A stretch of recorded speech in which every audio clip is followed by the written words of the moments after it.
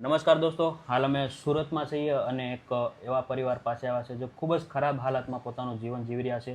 કહેવાય ને કે ઘરની અંદર કામમાં વાળું કોઈ ન હોય, એક વ્યક્તિ હોય, ઘર પણ ચલાવવું ઘણું બધું તકલીફ પડી જતી હોય છે.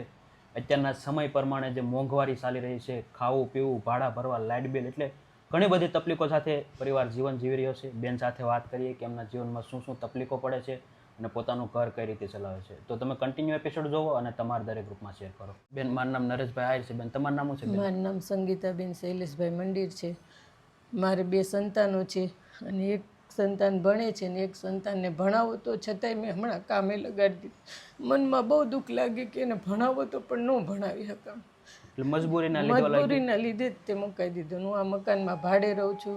ભાડે રહીને મારું ઘર ચલાવું છું અને છોકરાઓની ફી માટે ઘણી એવી સંસ્થા મદદ કરતી હોય ત્યાં મદદ માંગુ છું અને મારું ઘર ચલાવું છું. મારી જોડે મારા સાસુ સસરા અને મારા 2 સંતાનોનું આ ઘરમાં રહું છું. નહીં બેન, રડોમાં હું સમજી શકું. તો પછી મારા ભાઈને શું થયું હતું બેન? એને ઘણા ટાઈમથી માનસિક બીમારી હતી ભાઈ. અમે ઘણી દવા કરી, દવામાં ઘણો પૈસો પણ નાખ્યો પણ એમને કોઈ સારું ન થયું. છેલ્લે એને હરસ મસાની તકલીફ થઈ ગઈ, લોહીના ટકા ઘટી ગયા. 2-3 દિવસ પહેલાં દવાખાને આગળ લઈ ગયા અને પછી એને શું થઈ ગયું ને તે નોકરીએ જવાની અમે ના પાડતા. BRTS બસમાં નોકરી કરતા હતા, સિક્યુરિટીમાં, બસ સ્ટેન્ડમાં જોબ કરતા મતલબ? હા, જાય ન જાય પણ સાહેબ લોકો સારા હતા, રાખીએ અને એમનામ હાલતું. તો એમ થોડો ઘણો પગાર લઈ આવતા હતા, 6-7 હજાર જેવું એ લઈ આવે. થોડું ઘણું હું કામ કરીને એમ ઘર હાલતું. બીમારીને લીધે પૈસા પણ બહુ ગયા અને છેલ્લે મારા હાથમાં તોય કાંઈ રહ્યું નહીં ભાઈ. અમે એમને ના પાડીને તોય નોકરીને બહાને વયા ગયા. ત્યાંથી પછી એમને શું થયું કે મારે આ જીવન શું, એમ એવો વિચાર મગજમાં આવ્યો હોય કે અમને કાંઈ નથી ખબર. પણ રેલવે સ્ટેશન પર હાલતા હાલતા ગયા ત્યાં એમને ટ્રેનની ટક્કર લાગી ગઈ. ઓફ થઈ ગઈ. નહીં બેન, રડોમાં હું સમજી શકું કે ઓલા કેમ કે ભલે ગમે એવા હતો તો આપણા ધણી હતા, એ હામાં બેઠા હોત તો કદાચ લાગત આપણને કે આપણી યારે છે એમ. નહીં બેન, રડોમાં એટલે એને માનસિક બીમારી હતી એમ? માનસિક બીમારી હતી એટલે આમ ખ્યાલ ન રહે, વ્યવસ્થિત દવા લે તો વ્યવસ્થિત થઈ જાય. સારું રહે તો સારું રહે ભાઈ. અને આમ એમ બધાને ઓળખે ન ઓળખવું એવું કંઈ નહીં. આમ મગજને ક્યારેક એવું થઈ જાય ને કે મને આમ નથી કરવું, મેં આમ કેમ કર્યું, એવા એના વિચારો હતા. એટલે દવા ન લે તેને પછી મગજમાં ઘૂરી હાલવા મળે. ઘૂરી હાલવા મળે. પણ આમ પછી કોઈને એવું નહીં ના, હેરાન કોઈ દિવસ નથી કર્યા. બહુ સારો સ્વભાવ, બહુ સારી રીતે. એનેથી જેલ આવીને એની ટ્રાય કરતા પણ દવા ન લે તો પછી એનું મન વિચારોમાં ચડી જાય. બેન, હું સમજી શકું. પછી બહુ મજા ન રહે ત્યારે એને ડૉક્ટર સલાહ આપે તો એને ઊંઘની દવા આપીને એને આરામ કરાવી. અઠવાડિયું 10 વળી પાછું 10-12 દિવસ થાય ને સારું થઈ જાય એટલે નોકરીએ જાય. પણ તે દિવસે ઓલા કેમ કે એને ખ્યાલ ન રહ્યો કે? હા, એને ખ્યાલ ન રહ્યો અને એને એવું કે હું 10 વાગે નોકરીએથી છૂટું તો એને એમ કે હું એની હારે વયો જઈશ એમ. એ અર્થે જો એ ટ્રેનમાંથી આમ ટ્રેનના ગરનાળું ટપીને આવવા હાટું થઈ નીકળ્યા હોય ને એને ખબર ન રહી હોય ને આવું બન્યું હોય કે એને મનથી ભાંગી જઈને કર્યું હોય તોય અમને કાંઈ ખબર નથી ભાઈ. પણ આ કિસ્સો બની ગયા પછી અમને બધી ખબર પડી. એટલે પછી ફોન આવ્યો હશે પોલીસ સ્ટેશન? પછી પોલીસ સ્ટેશનેથી બીજે દી ફોન આવ્યો. અમે ફરિયાદ નોંધાવી હતી પછી તો એમને આવું બન્યા પછી સ્મીમી મેરમાં લઈ ગયા હશે, ત્યાં મૂકી દીધી લાશને. પછી બીજે દિવસે ફોન આવ્યો. બેન, હું સમજી શકું. તો પછી બેન, તમારે બીજું કોઈ, તમારા મમ્મી પપ્પા એવું કોઈ નથી બેન? મને અનાથ આશ્રમમાં નાની મોટી થઈ છું અને અત્યારે એથી ડબલ પરિસ્થિતિ આવી કે 2 સંતાન સાથે મારે જીવન જીવવાનું છે. છોકરાઓ હજી આમ જોવા જાય તો નાના છે અને પરિસ્થિતિ આ રીતની છે અને આવું ભગવાને માથે દુઃખ નાખ્યું. દુઃખી તો હતી જ તે, એમાં વધારે કેમ કે નાનપણથી મમ્મી પપ્પાએ પૂછવા વાળું નથી. પછી જ્યારે અહીંયા ઘરે આવ્યા તો આવી રીતનું? અને ઘરે અહીંયા આવ્યા પછી આ 22-20 વર્ષની અંદર આ પ્રશ્ન ઊભો થયો. બેન, હું સમજી શકું. ઓલા કેમ કે જીવનની શરૂઆત થઈ ત્યારથી લઈને અત્યાર સુધી નીકળવું દુઃખ જ જોયું છે. કોઈ જાતનું સુખ નથી જોયું. તો પછી બેન, અત્યારે તમે શું કામ કરો? અત્યારે હું ડીમાર્ટમાં નોકરી કરવા જાઉં છું ને ત્યાં મને 8,000-9,000 પગારમાં લાગી હતી. પગાર છે એમાં છોકરાને પૂરું કરું છું ને આ વડીલોનું ઘરનું જોઉં. તો પછી દાદા કંઈ કામ કરે કે દાદા નથી કરતા? દાદા અત્યારે કાંઈ કામ નથી કરતા. આ પરિસ્થિતિ પછી અઠવાડિયા 10 દી પછી અમે જ્યારે ગામથી બધું પતાવીને આવ્યા ને તો એમને ખુદને એટકની અસર થઈ ગઈ હતી. ઓહો. અમે પીપી સવાણીમાં તાત્કાલિક એમને લઈ ગયા અને એનું દવા કરાવી. ત્યાં દવાખાને પણ ફી ઘણી લઈ ગઈ હતી, પણ પછી થોડું ઘણું એમને સમજીને ઓછું કર્યું ને એ રીતનું. ઓલા કેમ કે ઘરમાં ખાવાના ન હોય ને પછી દવાખાના હોય એટલે ખૂબ દુઃખ થાય બેન. તે આખો પેરેલિસિસનો આંચકો આવી ગયો. આઈસીયુમાં 4 દિવસ દાખલ કર્યા પછી ઓહો. અત્યારે હવે સારું છે. હવે એ આ અમારે 75ની વર્ષની ઉંમરે એક શું કામ કરવા જશે વળી? ઓહો, એટલે દાદાને 75 વર્ષની ઉંમર થઈ ગઈ. 70-75 વર્ષની. બેન હું સમજી શકું. તો પછી બેન અત્યારે શું તકલીફ પડે?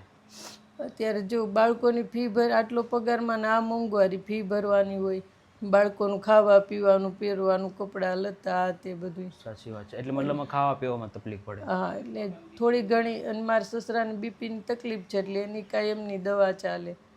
હમણાં જ જો રિપોર્ટ કરાવવાના કીધા છે, પણ હવે પૈસાની સગવડતાને થશે ત્યારે કરાવીશું. દવા લઈ આવે છે બીપી.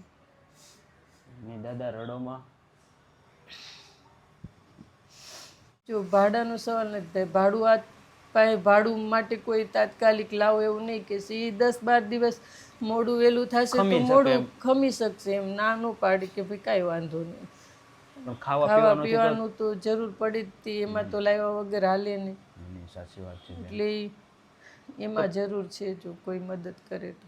નહીં, ચોક્કસ બેન. અમે તમારા ભાઈઓ જેવા છીએ ને અમારથી જે પણ મદદ થાય ને એટલી મદદ કરવાની કોશિશ કરીએ ને બેન.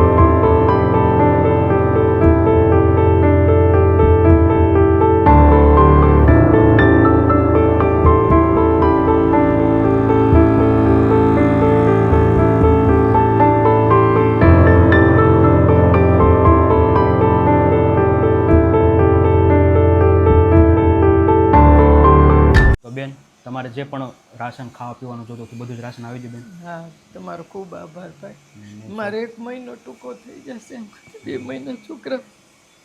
બેન ચોક્કસ બેન. અને આજની આ ખાસ મદદ છે જીત પંકજભાઈ પટેલ જે યુએસએથી છે અને એમના તરફથી આ બધું સપોર્ટ છે બેન. એમના વિશે શું કહેશો બેન? એમનો ખૂબ ખૂબ આભાર. ભગવાન એમને જાજુ આપશે. બ્રાહ્મણની દીકરીના જ મદદ કરવા માટે આવ્યા છો ને, ખૂબ જાજુ આપશે. ને હજી મારા જેવા ઘણાયને સહાય કરી શકશે ને એટલું ભગવાન આપશે. એને ચોક્કસ. અને એનો ખૂબ ખૂબ આભાર. એને ચોક્કસ બેન. આશીર્વાદ આપજો કે એમનો પરિવાર હંમેશા ખુશ રહે, ખૂબ આગળ વધે. એના સંતાનો ખૂબ સમાજમાં નામ કમાય ને ખૂબ સેવામાં કાર્ય કરે એવી ભગવાનને પ્રાર્થના કરું. ખાસ thank you so much Jitbhai Pankajbhai Patel. આજે તમારા તરફથી જે આ નિરાધાર પરિવાર બેન એકલા કામી અને એમના સાસુ સસરાને શું કહેવાય રાખે છે, બહુ સારી વાત કહેવાય. કેમ કે અત્યારમાં તમે જોયું તે પ્રમાણે કે બેન એક થોડુંક એવું જે જોબ કરે છે એમાંથી થોડુંક એવું કમાય છે અને આખું ઘર મેનેજ કરે, એટલે ખૂબ મોટી વાત કહેવાય. એમના દીકરાને ભણવું હતું પણ સમય સંજોગે કહેવાય ને કે નથી ભણાવી શક્યા બેન.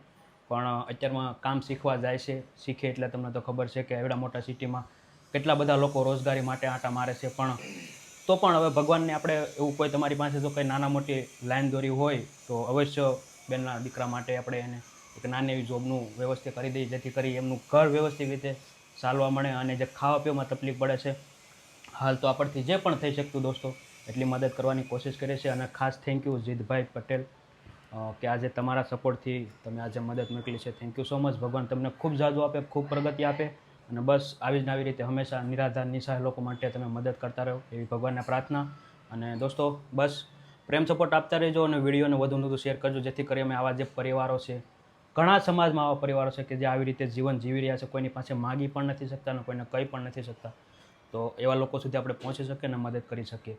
બસ પ્રેમ સપોર્ટ આપતા રહેજો અને વિડીયોને શેર કરજો. જય હિન્દ, જય ભારત.